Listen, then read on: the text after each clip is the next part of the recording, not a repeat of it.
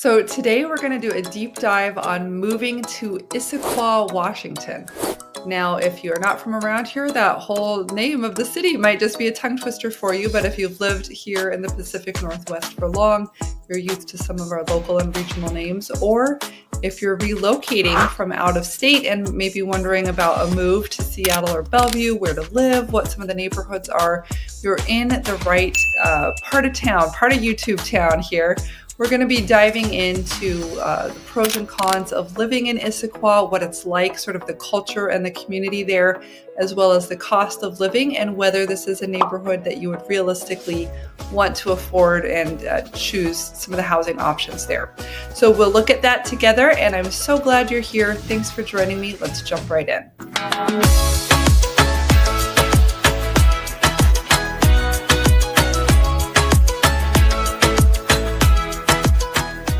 Now, as I like to do on these neighborhood tours, we're going to start by getting oriented on the map so we know what is Issaquah, where is Issaquah, and why would I want to choose it.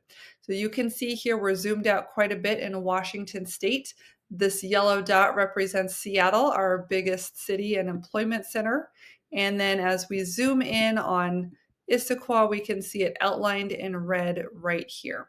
So for those of you who are maybe new to town, I'll give you a brief orientation. So we have downtown Seattle here. This is where all of our skyscrapers are, the Space Needle and that type of thing. And then across the lake on the east side of the lake is Bellevue, Washington, which is kind of a sister city. These are both easily accessible over these bridges here or around the top and bottom of the lake, maybe about 15 minutes apart if you're just going across the lake from one downtown to another, and traffic's fine. So the community of Issaquah is out here in what appears to be an approaching of the mountains. So this is very premium real estate. Bellevue is kind of our most expensive city, and Medina, Clyde Hill, Mercer Island on the water here is premium luxury real estate. Likewise, not quite as good because it's a little farther away and the lake's a little smaller, but we've got Lake Sammamish out here, which, new construction in this area, we might see $2 to $3 million homes, 3 to 4,000 square foot homes, something like that. So definitely an in-demand, hot area, hot address. Now, when I was getting going with some clients from California a couple of years ago, one of my friends at the office told me, show them Issaquah. Everybody from California loves Issaquah. So I don't know if that will be the case for you. I don't know if you're from California, but this is a popular area for people who are relocating from out of town. And just before we dive into the culture of the town itself, I want to point out some pros and cons to this location. So we're on a major freeway here. This is I-90, and it can take you right up here into downtown Bellevue, or you can go across I-90 into Seattle. And so this is a pretty good way to get into both downtowns. It's not a long trip, definitely a reasonable commute once you've gotten to the highway. And then likewise, you can go out here. Snoqualmie Pass here's a nice picture of Snoqualmie Falls, but Snoqualmie Pass is a skiing area, and you can go skiing here. In the winter, you can go downhill, kind of like mountain biking in the summer, and there's hiking and that type of thing. So if you like the mountains, if you anticipate going into the mountains, doing some of those winter sports or hiking in the summer, or if you need to go east for any reason, especially down here toward Ellensburg, Hanford, the Tri-Cities area, I-90 is going to put you on the right path. So if that's something that you need to do for work or any kind of commuting or recreational stuff, it's just good to know that that's one of the benefits of this particular location. Now, it's not as great for getting into Seattle because it is a little farther away, and it's farther away to go to places like Tacoma or Everett. So if you did have, say, a spouse or something that was working in those locations, this is, I would say, less convenient as opposed to being in Seattle, where you can zip down and up on I-5 a little bit more easily. But we do have a strong freeway right here. 405 is kind of the eastern beltway around Lake Washington, and this is a great access for going both north and south, but it is a toll road. How they have it set up is some lanes are free and some lanes have a toll. So if traffic is slow and you want to go the free route, you're going to be sitting in traffic for quite some time.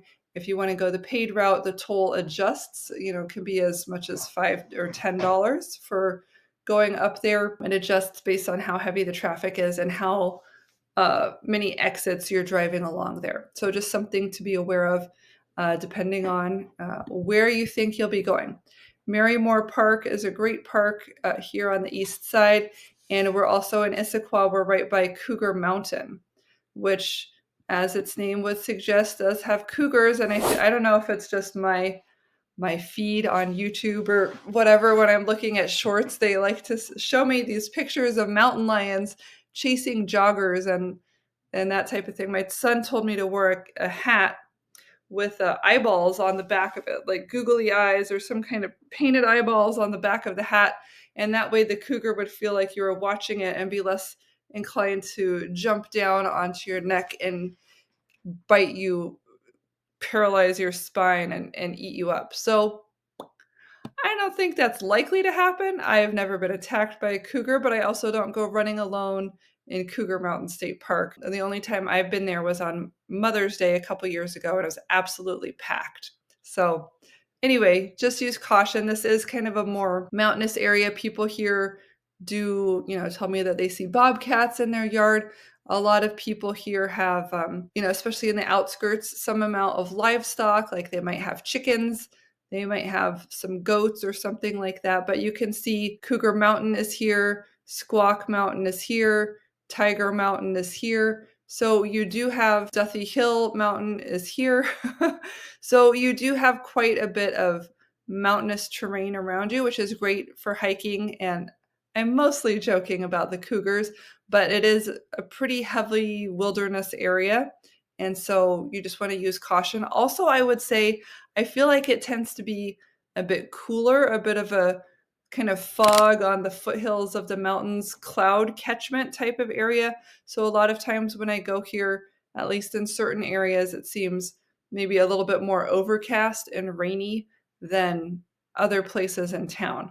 We have a lot of different weather patterns here because of all the water, all the mountains, all the temperature changes. Over here by Northgate, this is a digression, over here by Northgate Mall, we have what's called a convergence zone. So clouds will come together, weather systems will come together, and it will rain here. So we could start at our house, drive on the freeway toward downtown Seattle, or drive through rain here at Northgate, and then come up clean and sunny again by the time we get to downtown Seattle. West Seattle, to me, tends to be pretty sunny and clear and breezy. So it just depends on some of these land masses. But as you can see, a lot of these mountains will catch the air and kind of keep it from blowing further east.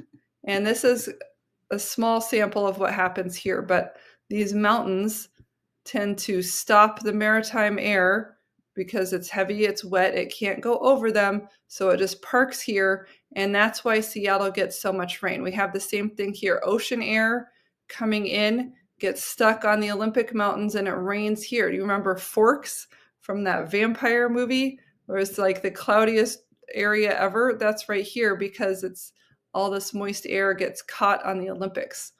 On the east side of the mountains, right here, Sequim, for example, is in the banana belt, or the rain shadow as they call it, and it's very dry because the clouds have rained and gotten stuck and no clouds are coming over this way. So anyway, it kind of repeats again in Seattle. It picks up more wet air and then gets stuck on the mountains and drops it. So just pointing out that here in Issaquah, we have a little bit of a potential for that right here with this little cluster of mountains. It's not terrible, but just look into that, especially if you're trying to go a little bit more rural up there. So let's get into life in Issaquah and what that's like.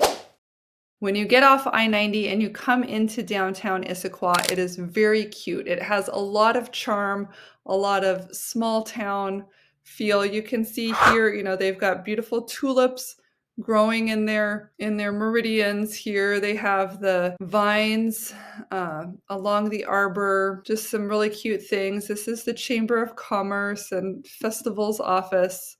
Little root beer pub, little park. Certainly a lot of trees. Here's a railroad track.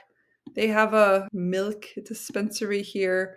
There's the Cougar Mountain cougar symbol. They've got a zoo here. And they've got plenty of retail as well. I mean, it's not all the land that time forgot. There's a lot to be shopped for, and you have all of the modern conveniences, but it's not huge. There's not tons of options. There's a senior center. So it's really great, and a very small town right here as you kind of drive through. You probably drive through the whole thing in about 5 minutes, and then you're out here in the mountains and the boonies again. You can have acreage, you can have a lot of trees and forests, you can have farm animals, you can have privacy, and you do feel a lot more like you're kind of pioneering.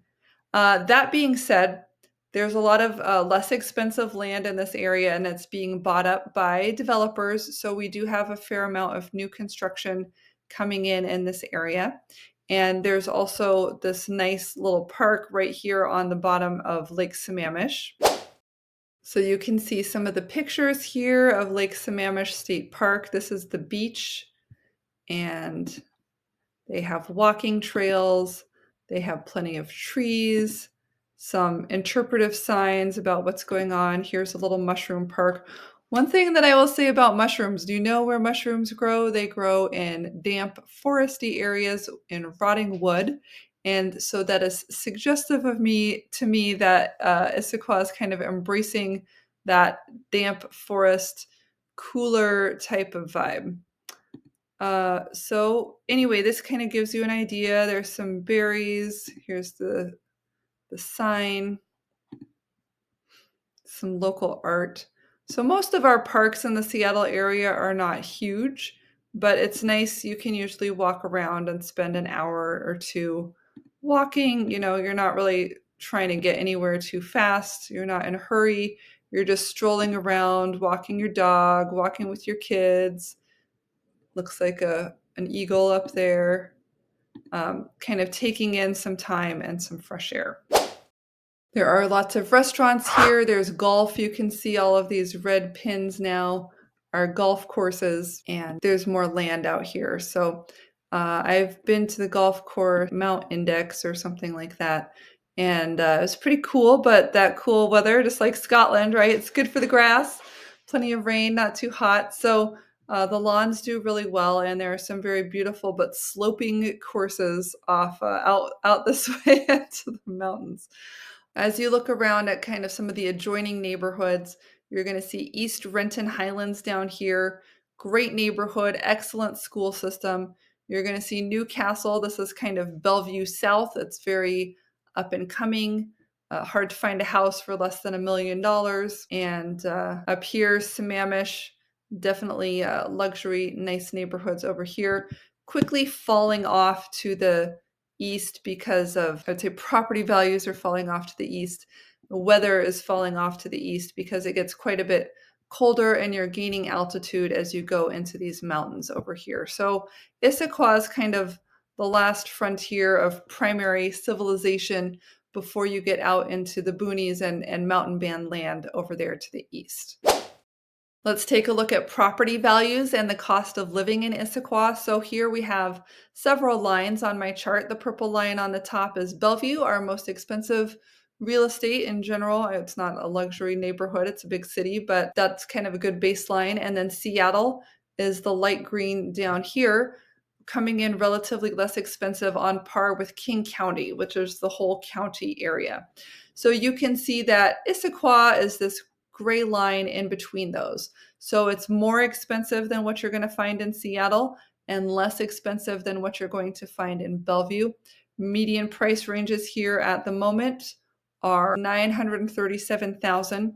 If we take that down, we're looking for affordable housing. We're looking for like 1 and 2 bedroom condos. We're going to have median price point of $570,000. So that's toward the bottom of the market there. And then if we want to do houses, let's say 3 or 4 bedroom houses, we're going to be looking at Issaquah coming in at $1.4 million. So I mean, this is definitely bordering on a luxury type of neighborhood given its proximity to Bellevue. It's larger lots and kind of estate size homes. And if we're looking at new construction here, it's going to be going up into the $2 million range. How quickly do homes sell? Well, I'm glad you asked. Let's look at all property types and all construction types. So the median is 9 days. So what that tells us is that properties are selling very quickly. It's a seller's market. You put something on the market, it's sold in the next week. This is pretty typical for the Seattle area. And the reason that I like to bring it up to buyers is that the home you look at today may not be available tomorrow. If you see something that's on the market that's been there for a long time, chances are that it's overpriced. But if you find something that you really like, you need to be prepared to act quickly. And that's why, as a real estate agent, I always try to get my clients to do their prep work. I take them out in my car, or we do video tours if they're remote. And I like to show them 10 homes. That's my arbitrary number that I just say feels about right. But you see 10 homes and you really get an idea for what your buying power is in this neighborhood compared to that neighborhood, new construction, used, townhomes, condos, whatever you're into. We like to combine the 3 factors of price, location, and style of home. That could be age, that could be construction type, but those are kind of the 3 variables that you can play with to find the combination that's going to be best for you. So what I want you to do is to start looking online. I want you to call me. I want you to tell me what you're looking for. I may suggest some areas in addition to Issaquah that you can consider, and we'll start getting out there to do walkthroughs. I'll smell it for you. I'll tell you what the crazy house across the street is doing, and we'll start to get an idea of, what's under the hood. It's always great to kind of surf around on these, the MLS, Zillow, all these portals, and kind of look at the pretty pictures. That's eye candy. That's fun.